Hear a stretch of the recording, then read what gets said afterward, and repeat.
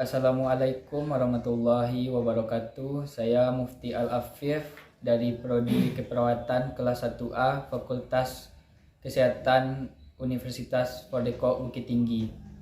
Di sini saya akan menjelaskan 10 sistem organ pada tubuh manusia yang berawal dari sistem saraf hingga sistem imun dan hematologi. Bagian pertama sistem organ pada manusia yaitu sistem saraf. Sistem saraf adalah kumpulan jaringan yang berfungsi untuk mengordinasikan seluruh aktivitas tubuh. Di antaranya adalah berjalan, berbicara, menelan, berpikir, merespon keadaan darurat, dan mengingat. Sistem saraf manusia bekerja dengan menerima informasi atau rangsangan dari tubuh serta lingkungan luar.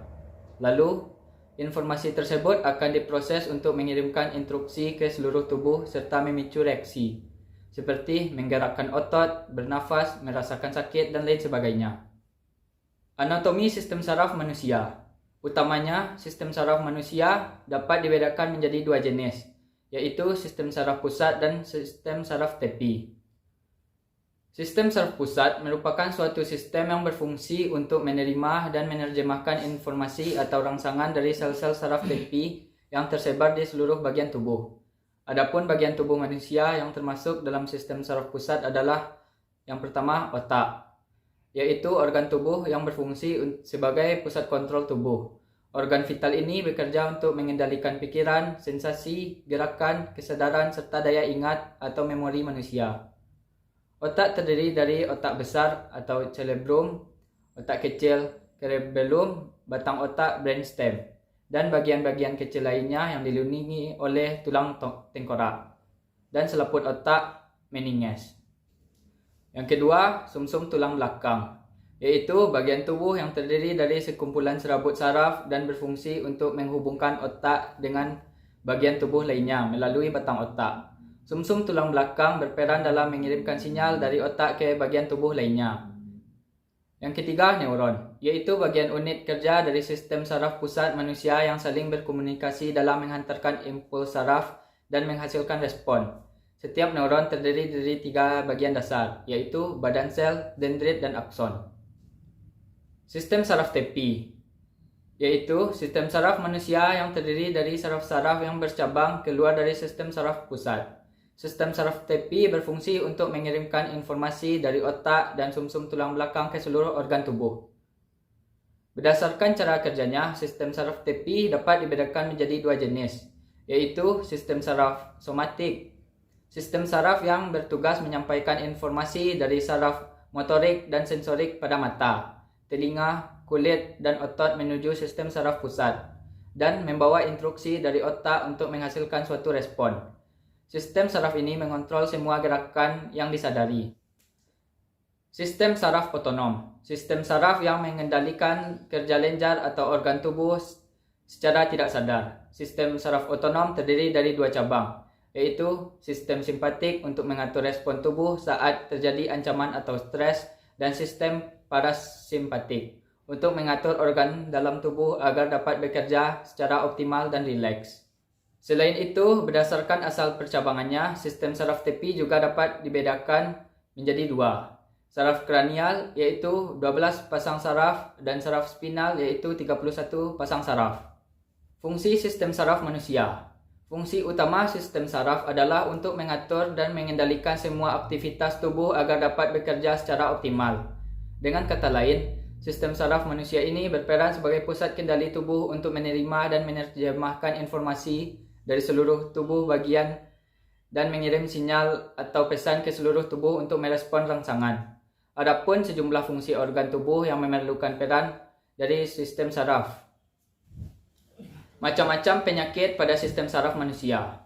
Terdapat sejumlah penyakit yang dapat mempengaruhi fungsi sistem saraf manusia.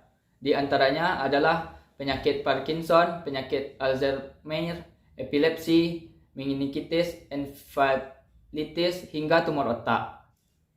Selanjutnya, bagian kedua sistem organ pada tubuh manusia yaitu sistem endokrin.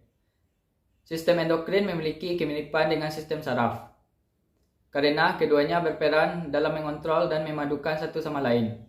Jika sistem endokrin mengontrol proses tubuh yang berlangsung lambat, sistem saraf mengatur proses tubuh yang berlangsung cepat seperti pernapasan dan metabolisme. Meskipun saling berpengaruh, kedua sistem ini memiliki penghubung yang berbeda. Fungsi sistem endokrin.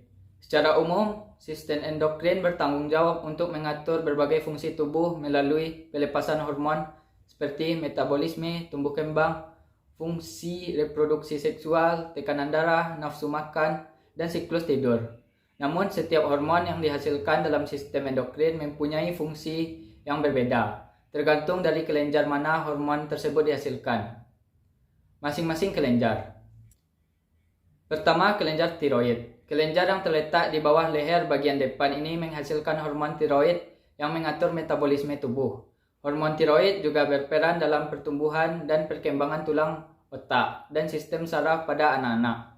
Selain itu, hormon tiroid juga membantu menjaga tekanan darah, detak jantung, dan fungsi reproduksi. Kedua, kelenjar paratiroid. Kelenjar paratiroid adalah dua pasang kelenjar kecil yang tertanam di setiap sisi permukaan kelenjar tiroid. Kelenjar kecil ini melepaskan hormon paratiroid yang berfungsi untuk mengatur kadar kalsium dalam darah dan metabolisme tulang. Yang ketiga, hipotalamus. Hipotalamus mengeluarkan hormon yang merangsang dan menekan pelepasan hormon yang disekresikan menuju kelenjar hipofisis melalui arteri. Hipotalamus juga mengeluarkan hormon somatostatin yang menyebabkan kelenjar pituitari menghentikan pelepasan hormon pertumbuhan. Selain itu, letaknya yang berada di tengah bagian bawah otak memiliki peran penting dalam pengaturan rasa, kenyang, metabolisme, dan suhu tubuh. Selanjutnya, kelenjar hipofisis. Kelenjar hipofisis atau kelenjar pituitari letaknya berada di dalam otak, tepatnya di bawah hipotalamus. Setelah mendapatkan rangsangan dari hipotalamus, kelenjar hipofisis akan memproduksi hormon yang membantu mengatur pertumbuhan, produksi, dan pembakaran energi, menjaga tekanan darah, serta berbagai fungsi pada tubuh lainnya. Selanjutnya, kelenjar adrenal. Kelenjar yang berbentuk segitiga yang berada di atas setiap ginjal ini terdiri dari dua bagian. Pertama, bagian luar atau biasa disebut dengan korteks adrenal. Dan bagian keduanya adalah medula adrenal yang terletak di bagian dalam. Bagian luar menghasilkan hormon yang disebut kortikosteroid yang mengatur metabolisme, fungsi seksual, sistem kekebalan, serta keseimbangan garam dan air dalam tubuh. Sementara, bagian dalam atau medula adrenal menghasilkan hormon yang disebut katekolamin yang berfungsi untuk membantu tubuh mengatasi tekanan fisik dan emosional dengan meningkatkan denyut jantung dan tekanan darah. Selanjutnya, kelenjar reproduksi. Pria dan wanita memiliki kelenjar reproduksi yang berbeda. Pada pria, terdapat di testis yang mengeluarkan hormon androgen yang mempengaruhi banyak karakteristik pria seperti perkembangan seksual, pertumbuhan rambut, dan produksi sperma. Sementara pada wanita terletak di ovarium yang menghasilkan estrogen dan progesteron, serta telur. Hormon-hormon ini mengontrol perkembangan karakteristik wanita seperti pertumbuhan payudara, menstruasi, dan kehamilan. Gangguan pada sistem endokrin, yaitu pertama diabetes. Diabetes pada dasarnya adalah kondisi di mana tubuh memiliki kadar glukosa darah yang tinggi. Hal itu dikarenakan tubuh tidak bisa memproduksi hormon insulin. Yang kedua, hipertiroid. Hipertiroid adalah kondisi ketika tubuh berlebihan dalam memproduksi hormon. Hal tersebut menyebabkan gejala-gejala seperti penyakit gondok, perubahan detak jantung, rasa lelah yang berlebihan, suasana hati yang mudah berubah, sampai kesulitan tidur. Yang ketiga, hipotiroid. Hipotiroid adalah kondisi ketika kelenjar tiroid kurang memproduksi hormon. Hal tersebut menyebabkan fungsi organ di dalam tubuh akan menjadi lambat dan menyebabkan kram otot, sembelit, kesemutan, kulit kering, melambatnya detak jantung, sampai bicara lambat.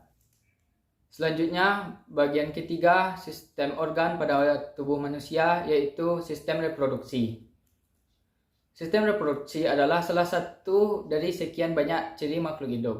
Ini adalah proses saat makhluk hidup bisa menghasilkan keturunan, dengan tujuan supaya tetap dapat mempertahankan kelangsungan hidup spesiesnya. Reproduksi pada manusia berarti membahas suatu sistem yang berbeda struktur dan fungsinya pada pria dan wanita.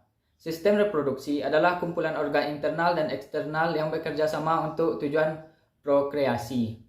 Oleh karena peran vitalnya dalam kelangsungan hidup spesies, tidak sedikit ahli yang berpendapat bahwa sistem reproduksi adalah salah satu sistem yang paling penting di seluruh tubuh.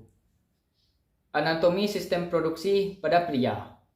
Organ reproduksi pria memiliki struktur eksternal yang meliputi pertama, penis. Penis adalah organ vital yang digunakan untuk berhubungan intim. Sperma dapat keluar melalui saluran di dalam penis ketika sudah mencapai orgasme. Yang kedua, skrotum. Bagian kantong kulit yang menggantung di pangkal penis. Skrotum berfungsi untuk melindungi testis, saraf, serta pembuluh darah. Selanjutnya, testis. Suatu kelenjar yang memiliki fungsi untuk memproduksi sperma dan hormon testosteron. Bagian ini adalah organ terpenting dari sistem reproduksi pria dan terletak di dalam skrotum. Selain itu, pria juga memiliki organ reproduksi internal yang dikenal sebagai organ tambahan. Organ tersebut berfungsi untuk membantu berlangsungnya proses produksi, penyimpanan, dan keluarnya sperma. Organ tersebut antara lain uretra, vas deferens, epididymis, vascula seminalis, ductus ejaculatorius, kelenjar prostat, dan kelenjar bulboretral. Reproduksi pada wanita. Organ reproduksi wanita lebih banyak terletak pada tubuh bagian dalam. Yang pertama, tuba falopi. Jalur yang menghubungkan ovarium dan rahim yang berguna untuk menggerakkan sel telur. Bentuk dari tuba falopi menyerupai tabung kecil yang menempel di bagian atas rahim. Yang kedua, ovarium. Sebuah kelenjar dengan fungsi untuk menghasilkan sel telur, hormon progesteron, dan hormon estrogen. Organ ini berbentuk oval kecil dan terletak di kedua sisi rahim. Yang ketiga, vagina. Bagian ini berfungsi sebagai jalur penghubung antara serviks ke bagian luar tubuh. Selain itu, vagina juga berguna sebagai jalan keluar bayi. Saat proses melahirkan, berhubungan intim, organ ini berguna untuk jalur penetrasi penis sehingga sel sperma dapat masuk dan bertemu sel telur. Selanjutnya, rahim.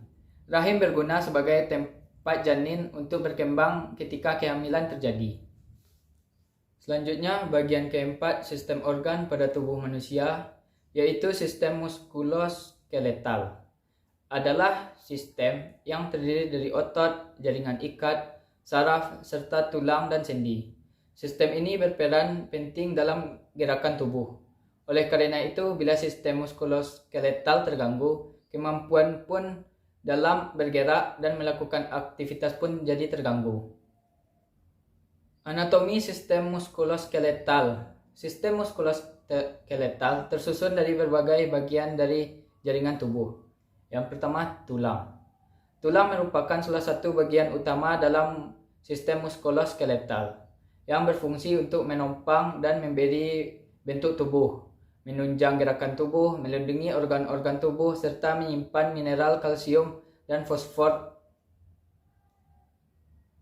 Orang dewasa umumnya memiliki sekitar 206 tulang. Tulang terdiri dari lapisan luar dan dalam.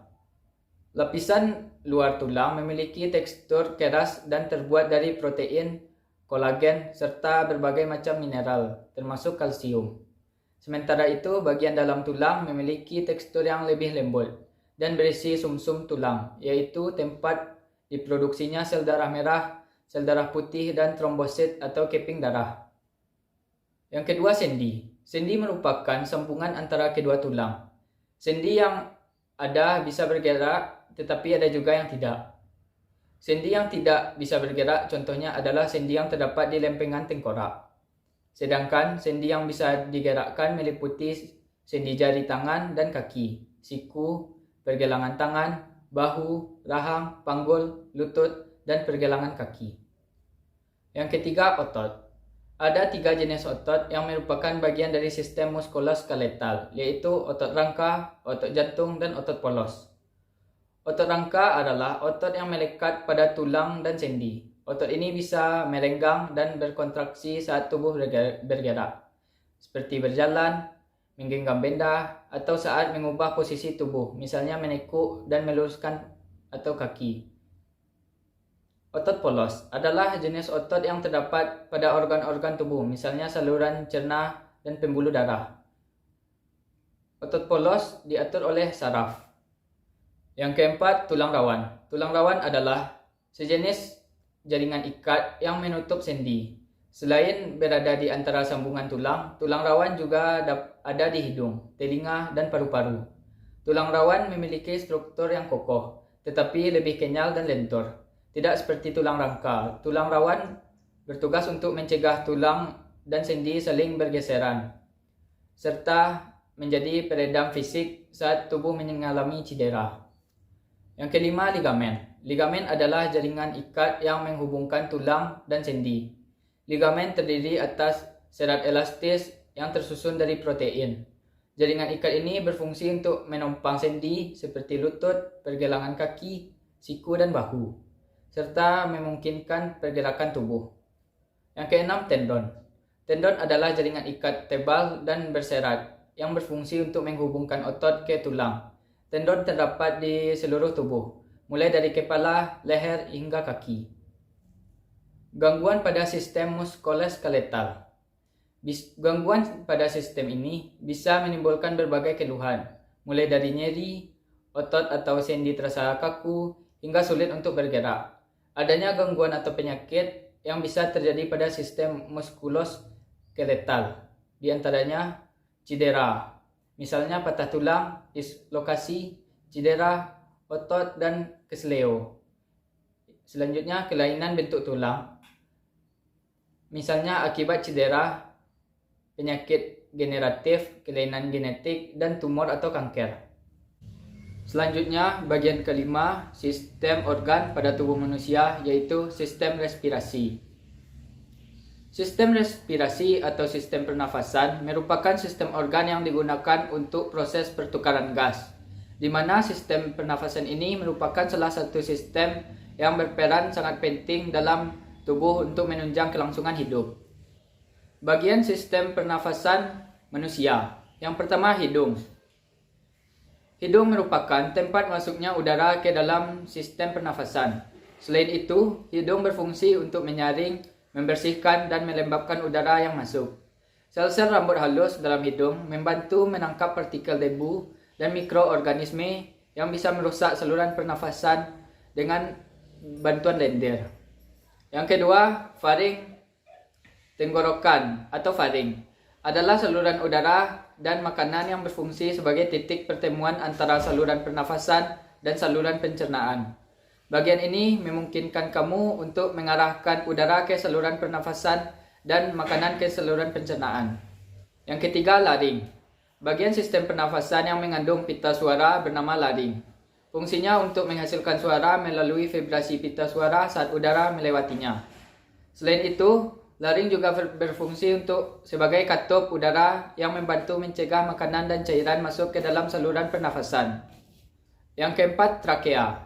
Saluran udara ini menghubungkan laring dan bronkus yang masuk ke dalam paru-paru. Trakea memiliki cincin tulang rawan yang melapisi dindingnya. Cincin tulang rawan ini menopang struktur trakea selama proses inspirasi. Hal ini menjaga saluran udara tetap terbuka sehingga aliran udara tetap lancar. Yang kelima, bronkus. Bronkus adalah cabang-cabang trakea yang memasuki paru-paru. Saluran ini kemudian bercabang menjadi bronkiolus yang lebih kecil. Bronkus dan bronkiolus membawa udara ke dalam paru-paru. Keduanya juga dilengkapi dengan rambut halus dan lendir yang berfungsi membersihkan udara dari partikel asing.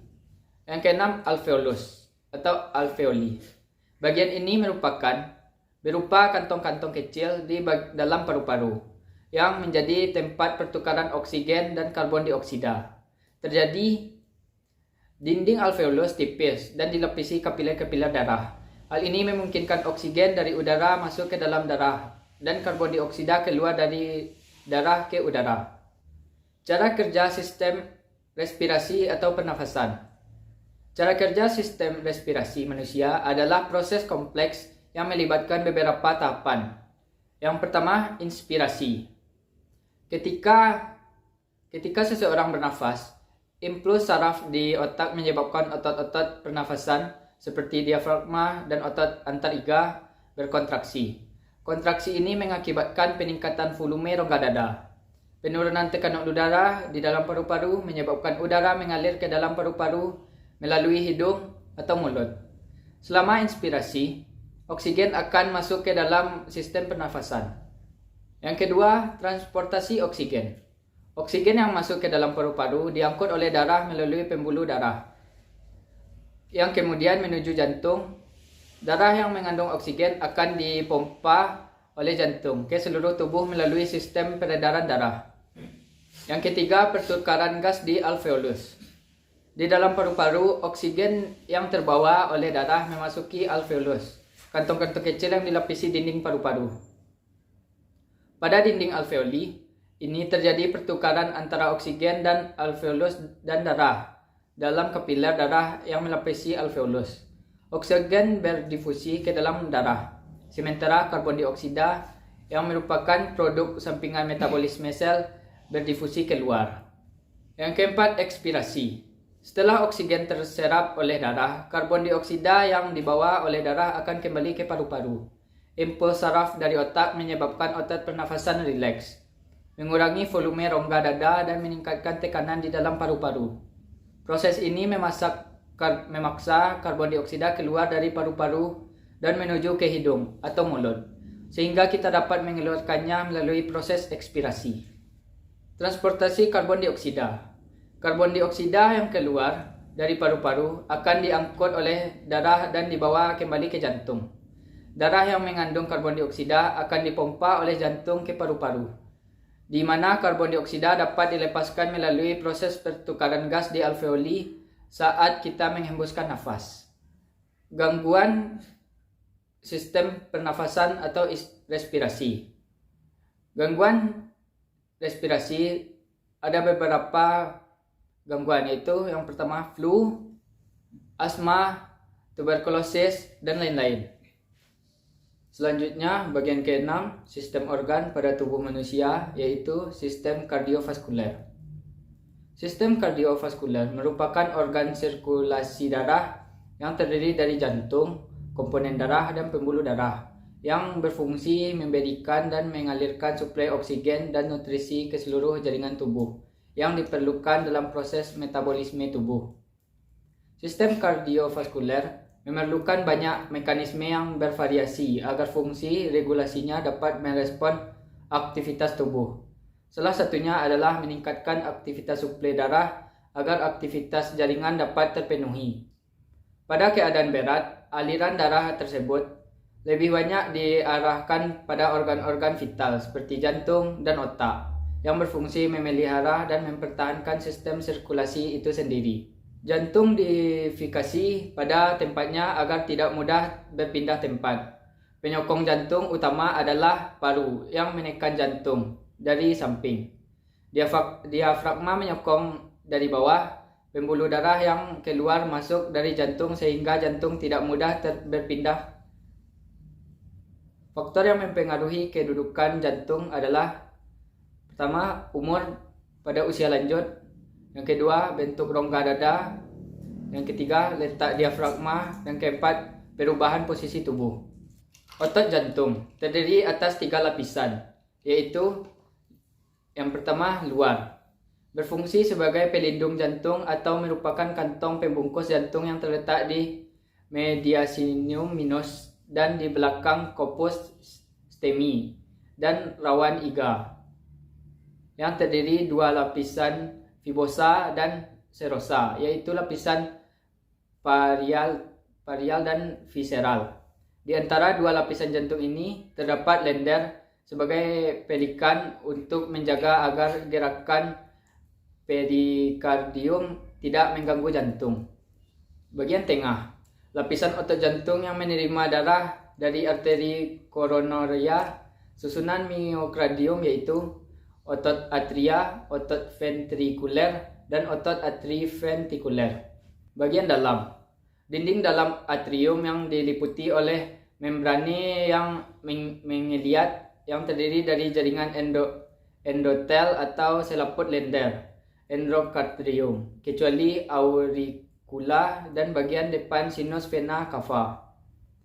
Bagian-bagian dari jantung. Yang A, basis cordis, bagian jantung sebelah atas yang berhubungan dengan pembuluh darah besar dan dibentuk oleh atrium sinistra dan sebagian oleh atrium dextra. B, apex cordis, bagian bawah jantung berbentuk puncak kerucut tumpul. Ruang-ruang jantung. Jantung terdiri dari 4 ruang, yaitu yang pertama atrium dextra, terdiri dari rongga utama dan aurelia di luar. Bagian dalamnya berbentuk suatu rigi atau crista terminalis. Muara atrium kanan terdiri dari vena cava superior, vena cava inferior, sinus coronarius, dan osteum atrioventricular dextra. Yang kedua, ventricle dextra berhubungan dengan atrium kanan melalui osteum anteroventricle dextrum dan dengan tractus pulmonalis melalui osteum pulmonalis.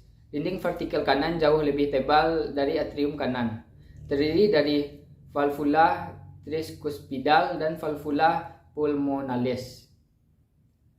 Yang ketiga, atrium sinistra, terdiri dari rongga utama dan auricula. Yang keempat, ventricle sinistra, berhubungan dengan atrium sinistra melalui osteum atrioventricular sinistra dan dengan aorta sebelum atrium. Aorta terdiri dari valvula mitralis dan valvula semilunaris aorta. Peredaran darah jantung, vena cava superior dan vena cava inferior, mengalirkan darah ke atrium dextra yang datang dari seluruh tubuh. Arteri pulmonalis membawa darah dan dari ventricle dextra masuk ke paru-paru. Antara ventricle sinistra dan arteri pulmonalis terdapat katup valvula semilunaris arteri pulmonalis. Vena pulmonalis membawa darah dari paru-paru masuk ke atrium sinistra. Aorta membawa darah dari ventricle sinistra dan aorta terdapat sebuah katup valvus semilunaris aorta. Peredaran darah jantung terdiri dari 3, yaitu yang pertama arteri koronaria kanan, berasal dari sinus anterior aorta berjalan ke depan antara truncus pulmonalis dan auricula, memberikan cabang-cabang atrium dextra dan ventricle kanan. Yang kedua, arteri koronaria kiri, lebih besar dari arteri koronaria dextra. Yang ketiga, aliran vena jantung. Sebagian darah dari dinding jantung mengalir ke atrium kanan melalui sinus coronarius yang terletak di bagian belakang siklus atrioventricularis, merupakan lanjutan dari vena. Selanjutnya, bagian ketujuh, sistem organ pada tubuh manusia, yaitu sistem pencernaan dan metabolisme tubuh. Proses pencernaan makanan melibatkan berbagai organ dalam sistem pencernaan, seperti lambung, hati, pankreas, empedu, dan usus. Setiap organ tubuh tersebut memiliki fungsi dan perannya masing-masing dalam proses pencernaan makanan. Proses pencernaan makanan dan penyerapan nutrisi. Setelah dikunyah dan ditelan, makanan akan dicerna dan diserap nutrisinya, sedangkan sisa-sisa makanan akan dibuang melalui tinja oleh tubuh. Proses pencernaan ini biasanya memakan waktu sekitar 24-72 jam. Berikut ini adalah proses tahapan pencernaan dan penyerapan makanan yang terjadi dalam tubuh. Yang pertama, penghalusan makanan di mulut. Mulut adalah bagian awal dari saluran pencernaan. Saat makanan dikunyah di dalam mulut, kelenjar liur akan memproduksi air liur guna mempermudah proses menghaluskan makanan. Air liur mengandung enzim amilase yang berfungsi untuk mengolah karbohidrat menjadi glukosa dan energi. Pemecahan makanan di lambung. Di lambung, makanan dan minuman akan bercampur dengan enzim pencernaan dan asam lambung untuk dihaluskan dan dipecahkan menjadi lebih kecil hingga bertekstur cair atau menyerupai pasta yang lembut. Dengan tekstur ini, nutrisi dalam makanan akan lebih mudah diserap tubuh. 3. Pemecahan nutrisi di usus halus. Usus halus melanjutkan proses pencernaan menggunakan enzim yang dikeluarkan oleh pankreas dan cairan empedu dari hati. Enzim ini bertugas untuk memecah protein, lemak, dan karbohidrat dari makanan. Yang keempat, penyerapan nutrisi di usus kecil. Setelah makanan dipecah, dinding usus kecil kemudian menyerap air dan nutrisi dari makanan ke dalam aliran darah. Sementara itu, sisa-sisa makanan yang tidak dicerna atau diserap akan dibawa ke usus besar. 5. Pemadatan sisa makanan di usus besar. Tugas utama usus besar adalah menyerap air dan nutrisi yang tersisa dari sisa makanan, sehingga menjadi lebih padat dan membentuk tinja.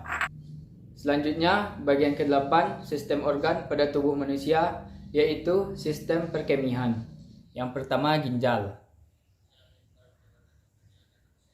Ginjal, organ yang berbentuk kacang, terletak di kedua sisi kolumna vertebrae. Lapisan ginjal terdiri dari korteks, medula, dan pelvis. Permukaan anterior dan posterior kutub atas, bawah, dan pinggul lateral, atau disebut conves. Pinggul medial disebut konkav. Melalui hilus masuk arteri dan vena renalis, saraf, dan getah bening. Ginjal terdiri dari massa tubulus mikroskopis yang disebut nefron. Nefron, unit fungsional dari ginjal. Terdapat sekitar 1 juta nefron setiap ginjal. Berawal dari berkas Kappier disebut glomerulus. Glomerulus dikelilingi oleh membran disebut kapsula Bowman. 1. Fungsi ekskresi.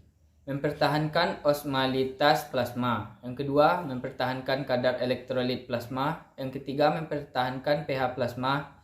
Yang keempat, mengekskresikan produk akhir nitrogen bersama urin. Yang kedua, fungsi non-ekskresi. Menghasilkan renin atau tekanan darah, menghasilkan eritropoietin. Yang ketiga, metabolisme vitamin D. Yang keempat, menghasilkan prostaglandin atau regulasi filtrasi glomerulus.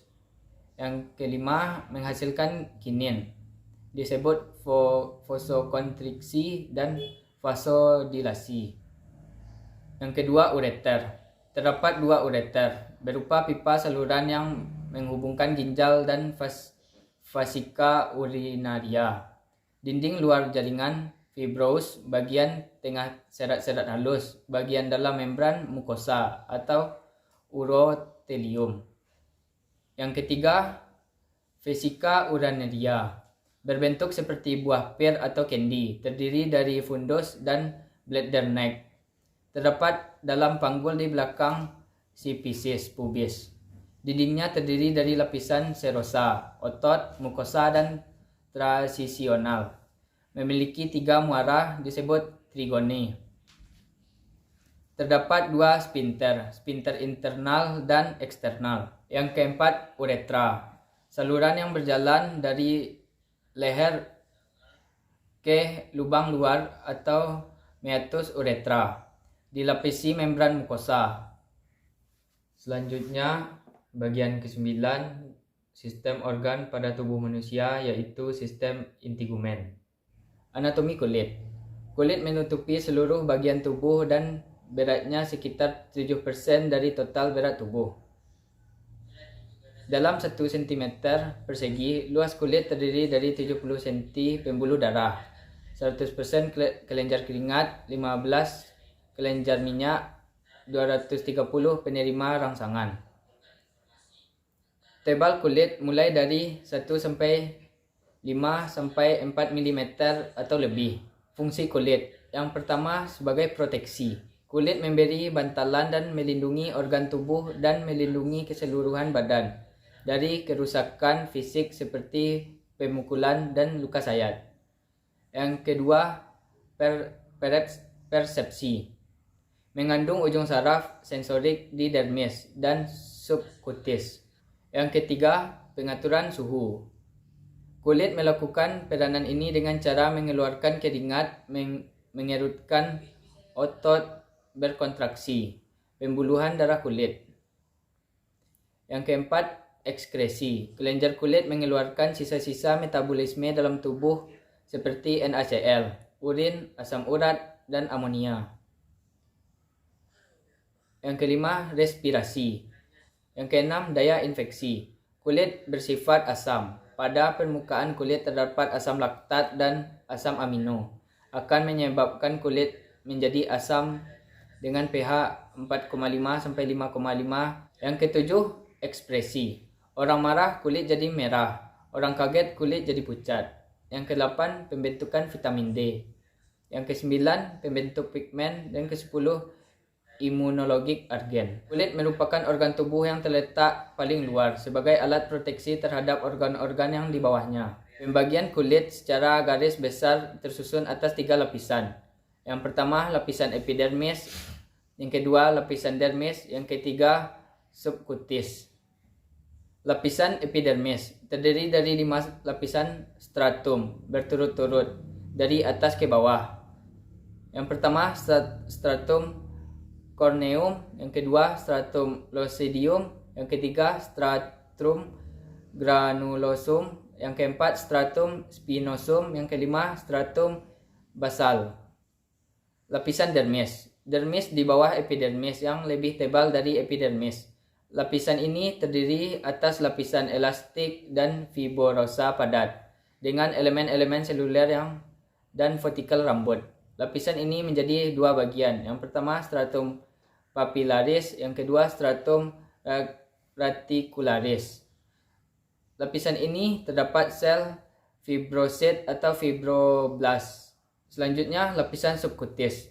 Kelanjutan dermis terdiri dari jaringan ikat longgar berisi sel-sel lemak merupakan sel bulat. Lapisan ini terdapat ujung-ujung saraf, tepi, pembuluh darah, dan pembuluh getah bening. Aneksa kulit. Yang pertama, kelenjar kulit. Terdapat di lapisan dermis terdiri atas kelenjar keringat dan kelenjar palit. Yang kedua, rambut.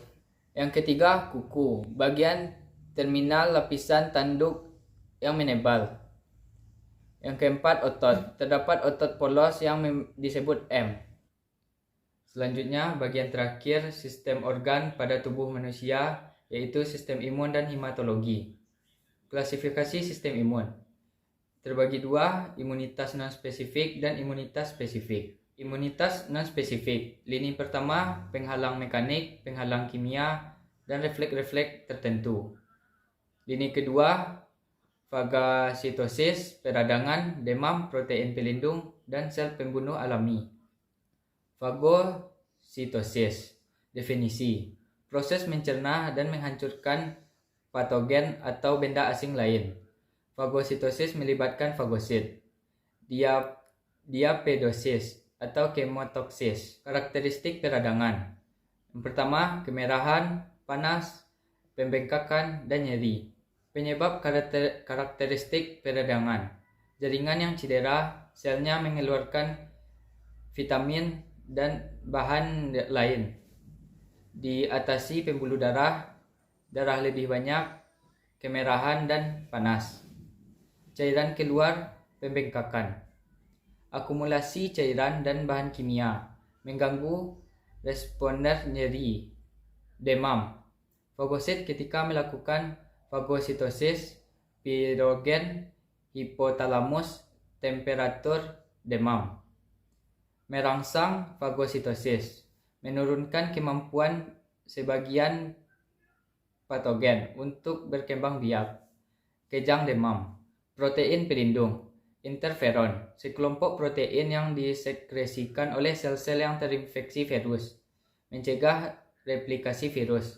Protein komplemen tidak aktif, diaktif, menempel ke membran bakteri, menusuk, bocor, pecah, mati. Sel pembunuh alami atau natural killer cell. Limfosit khusus yang membunuh sel-sel tertentu, efektif terhadap mikroba dan kanker tertentu. Imunitas spesifik, pertahanan lini ketiga. 2 sel yang berperan penting, yaitu limfosit B dan limfosit T. Makrofag. Antigen, definisi. Bahan asing yang menyebabkan limfosit merespon. Antigen dapat berupa protein, polisakaridis, lemak. Bahan asing yang menunjukkan antigen dideskripsikan sebagai antigenik. Limfosit terbagi dua, yaitu limfosit T dan limfosit B. Beda cara limfosit menyerang antigen.